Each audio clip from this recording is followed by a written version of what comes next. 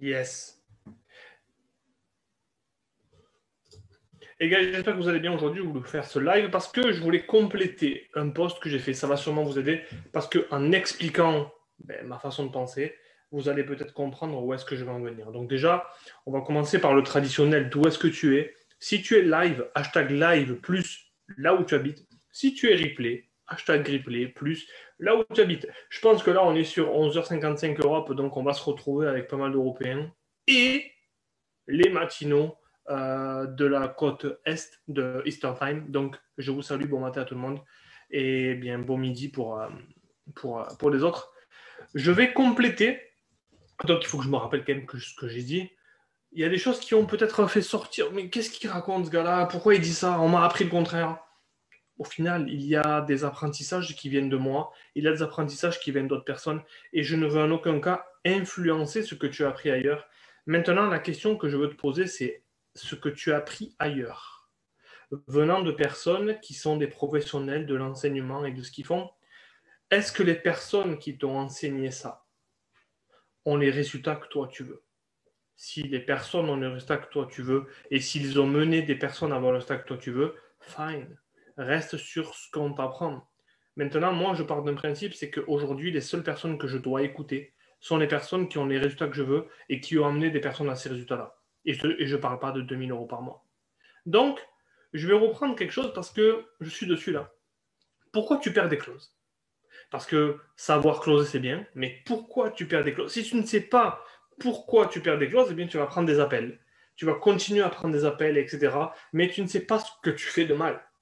Et comme tu ne sais pas ce que tu fais de mal, eh bien, tu répètes les mêmes schémas, les mêmes choses, les mêmes pensées, les mêmes stratégies. Alors, oui, il y a une part d'adaptabilité, mais si tu ne sais pas où est-ce que tu dois regarder pour t'améliorer, eh bien, tu vas droit dans le mur parce que tu vas te retrouver avec un taux de close de 20% ou 25%. Et on va te dire que c'est un bon taux, en sachant que c'est un taux ridicule. Donc, voilà. Pourquoi tu perds des clauses? Un, tu veux cadrer l'appel. Oui, stop.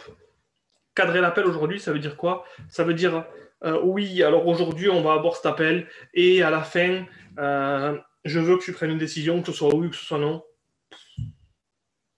Ça, c'est faire rentrer le prospect dans des boîtes alors que sur l'appel, c'était même pas prévu qu'ils viennent pour acheter. Et donc, quand tu dis, je veux que tu prennes une décision où il faudra me dire oui ou non, ben non, la vie, elle n'est pas aussi oui ou non. C'est j'ai des objections logistiques et des choses à faire aujourd'hui. Je suis pas encore dans la fenêtre d'achat. Et dès le départ, tu veux planter un cadre. Et en plantant le cadre, tu n'as pas réellement bien sécurisé le périmètre.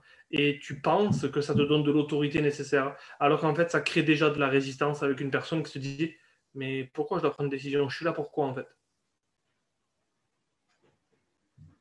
Mais je peux comprendre qu'il faille faire ça parce qu'en 2019, c'est comme ça qu'on enseigne le closing.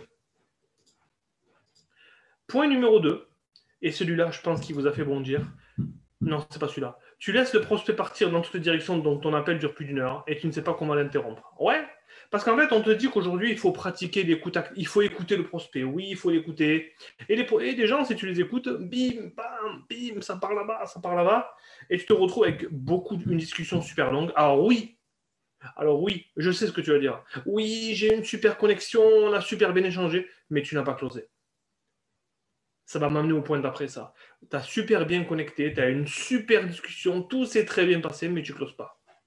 Et tu ne closes pas parce que tu as laissé trop d'espace à la personne pour qu'elle puisse réfléchir, pour qu'elle se dise oui, mais en fait, l'urgence n'est plus là parce que j'ai eu un super dialogue et tu es resté en surface parce que tu es passé pour un bon copain ou une bonne copine. Et ça m'amène à la chose d'après, c'est que tu t'es trop connecté à ton empathie.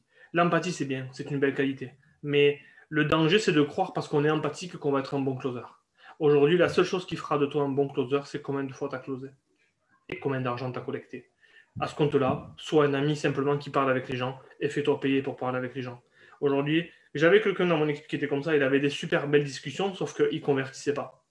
Moi, j'aime bien les gens qui connectent bien, mais tu peux bien connecter et prendre de l'argent. Et oui, l'argent, parce que c'est ton métier de closer. Va dire à un influenceur, va lui dire tous les soirs dans ton bilan de la journée.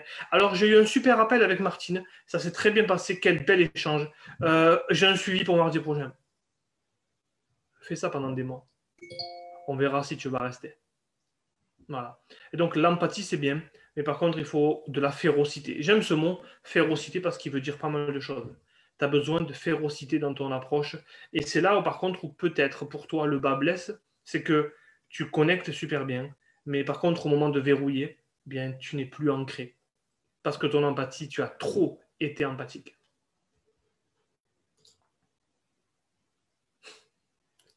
Tu gères les objections, mais tu n'as pas vu que ce n'était pas ça qui empêchait le passage d'action. Oui, parce qu'on t'apprend à gérer les objections, je le sais. Hein. Il y a la partie objection de tous les programmes de closing. Sauf que bien, les objections qu'on t'apprend à gérer, elles n'ont pas été gérées par les personnes qui te l'enseignent. Donc, aujourd'hui, on te dit, si quelqu'un dit ça, tu dis ça. Si quelqu'un dit ça, tu dis ça. Sauf qu'en fait, il y a tellement d'objections qui existent. Enfin, au final, il n'existe que trois. Mais dans ces trois-là, il y a tellement de directions qu'on peut prendre. Et si tu n'identifies pas le cœur de l'objection, eh bien, toi, tu vas partir avec ce que tu penses savoir. Et tu vas partir avec, oui, c'est bon, ça, je sais faire. Sauf que, ben, au final, tu te rends compte que c'est pas si facile. Alors qu'on t'avait dit que gérer les objections, c'était facile. Puisqu'on te l'enseigne. Mais en cas réel, dans la vraie vie, ben, c'est beaucoup plus compliqué que ça d'aider quelqu'un à surmonter ses propres objections. Et là où c'est rigolo, c'est que parfois, les objections que tu reçois sont celles que toi-même tu donnes. Parce que pour toi, c'est normal que quelqu'un te dise on se parle dans 24 heures, ou j'en parle à ma femme, ou je ne prends pas de décision sur l'instant. Parce que pour toi, si c'est normal dans ta vie, ce sera normal dans la vie des prospects. Et le challenge que tu rencontres à un moment donné lorsque tu veux grandir en closing, c'est que tu as des gens qui ont une objection bullshit et tu as des gens qui ont une objection logistique. Et le danger, c'est de croire que tout le monde raconte de la merde et de vouloir tacler la merde alors que c'est réellement... Et donc, quand tu veux closer en sachant que tu crois que la personne te dit des mensonges, eh bien, tu perds le close parce que tu t'es déconnecté d'une personne, parce que tu n'as pas su réellement identifier d'où venait le dernier moment pour passer à l'action. Ça me fait rire, j'aime beaucoup. Autre chose, tes questions ne sont pas assez profondes. Oui, parce que aujourd'hui, on t'apprend à poser des questions. Sauf que j'ai remarqué, la dernière fois, j'ai challengé quelqu'un qui m'a dit oui, j'aime pas ta façon de challenger. Je dis c'est rigolo parce que les gens qui n'aiment pas la façon, qui n'aiment pas se faire challenger sont ceux qui ne challengent pas assez leurs prospects. Aujourd'hui, est-ce que tu es capable d'aller chercher quelqu'un dans son réel pourquoi? Est-ce que tu es capable d'aller chercher le réel pourquoi de quelqu'un? Est-ce que tu es capable d'aller en profondeur? Parce que si tu veux réellement l'aider, il faut lui dire des choses qui dérangent. Et parfois, pour la bienséance, pour ne pas perdre une clause, oui, mais si je dis ça, le prospect va me raccrocher au nez. Mais qui me raccroche au nez? Au final, il ne me raccroche pas au nez à moi. Il se raccroche au nez à lui-même. Donc, aujourd'hui, j'ai toujours ça en tête. Soit je close, soit je me fais bloquer. Parce que je ne suis pas là pour me faire aimer. Vous l'avez vu, j'ai toujours cette tête-là. Je ne suis pas là pour me faire aimer. Je suis là pour changer la vie de quelqu'un. Et si je lui dis des choses qui lui font du bien, ben désolé, je n'ai pas changé sa vie. Parce que tous les jours, cette personne entend des gens qui veulent son bien, mais qui ne lui disent pas. Moi, je suis là pour te dire ton bien. Ou quand je dis à quelqu'un, t'es pas congruent, ben c'est pour toi que je te dis ça, t'es pas congruent. Moi, aujourd'hui, je suis là aujourd'hui parce que je suis congruent. Tu tolères, je vais réfléchir, je vais en parler à mon mari, c'est exactement ce que je te disais. Tu le tolères. Et donc, comme tu le tolères, tu l'attires. Et si aujourd'hui, tu ne tolérais pas que quelqu'un te dise, oui, je ne prends pas de décision sur l'instant. Mais peut-être que toi, lorsque tu as payé un dernier coaching, tu as dit, tu as fait pareil. Et donc, que pour toi, tu te dis, ouais, mais moi, au bout de 24 heures, je suis revenu. Moi, j'ai dit pareil, je devais réfléchir et je suis revenu. Moi, j'ai dit pareil, que je devais en parler à ma femme et que je suis revenu. Ouais. Mais toi, c'est toi. Mais les autres, si les autres aujourd'hui, tu les laisses partir, est-ce que tu les as réellement aidés? Je ne dis pas de forcer des ventes, je dis simplement d'être inclosable. Et être inclosable, ce n'est pas des compétences, c'est un mindset. Aujourd'hui, comment tu fais pour travailler ton mindset pour être inclosable?